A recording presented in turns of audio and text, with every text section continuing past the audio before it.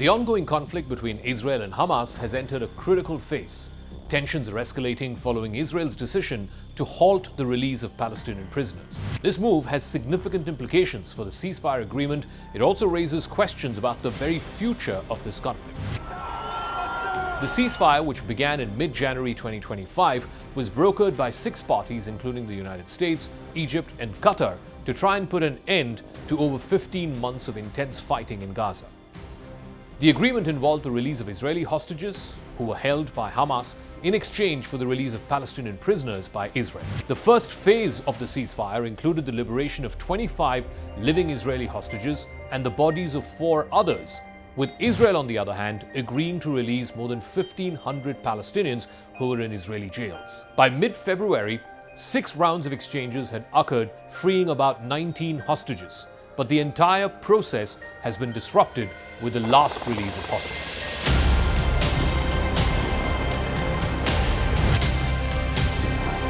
Israel and America stand shoulder to shoulder in countering the threat of Iran. Over the weekend, Israeli Prime Minister Benjamin Netanyahu announced that Israel would delay the release of over 600 Palestinian prisoners. He cited Hamas's humiliating ceremonies that were being done during the release of the Israeli hostages. It was basically a show of strength by Hamas. Netanyahu's point, his argument has been that these ceremonies, which included public displays and propaganda videos of Hamas, disrespected the hostages and were being used to further push Hamas propaganda.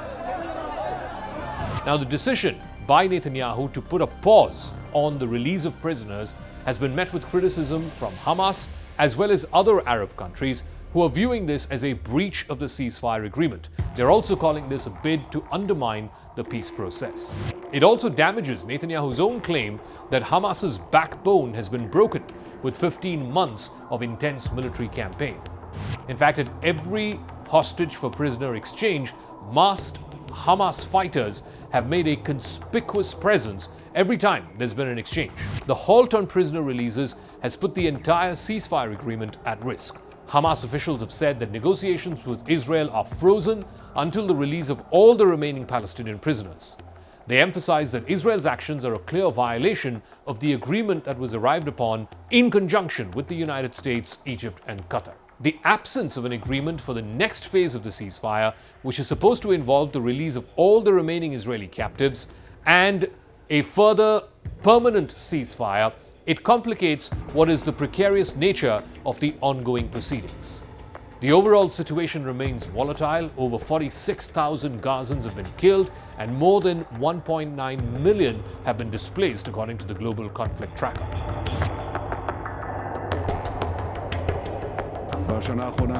Netanyahu's statement that Israel is prepared to resume intense fighting at any moment suggests that the current stalemate could be used as a pretext to start hostilities again.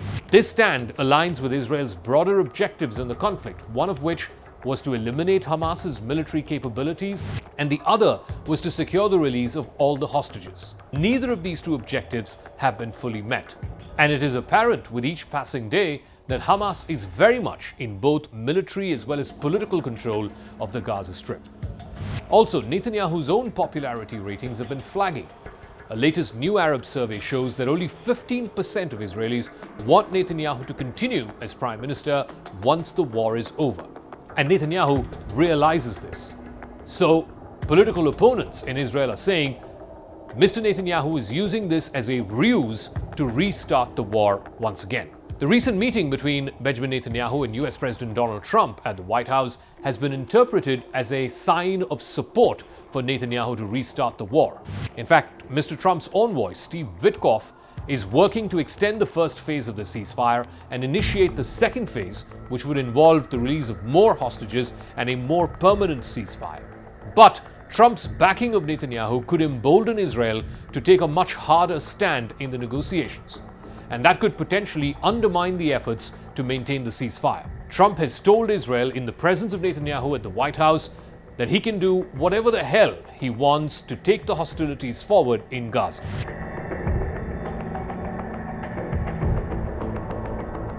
The current impasse raises concerns about the very future of Gaza. The humanitarian situation remains dire. Significant portions of the agreed-upon aid have been blocked from entering Gaza.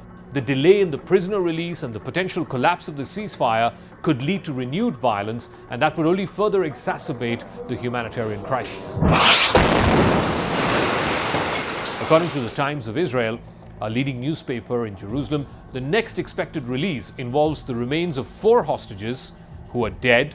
That's been scheduled for later this week, but this temporary delay has brought serious doubts whether the February 27th scheduled exchange of hostage bodies for prisoners will actually go ahead or not. The first phase of this ceasefire was set to conclude by the early part of March.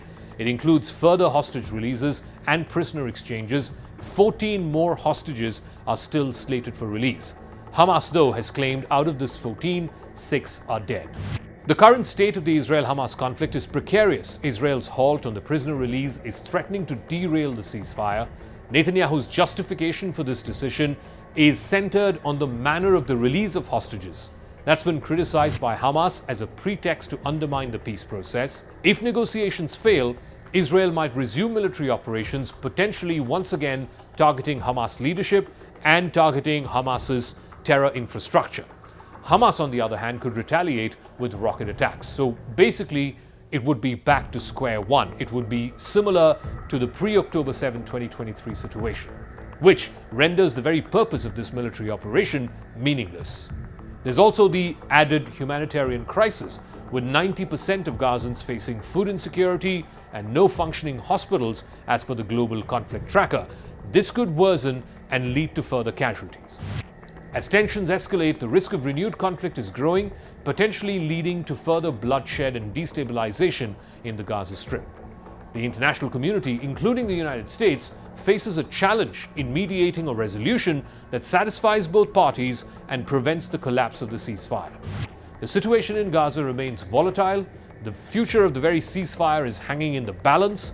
The next steps taken by both Israel and Hamas will be crucial in determining whether the conflict escalates or whether a path towards peace can be secured.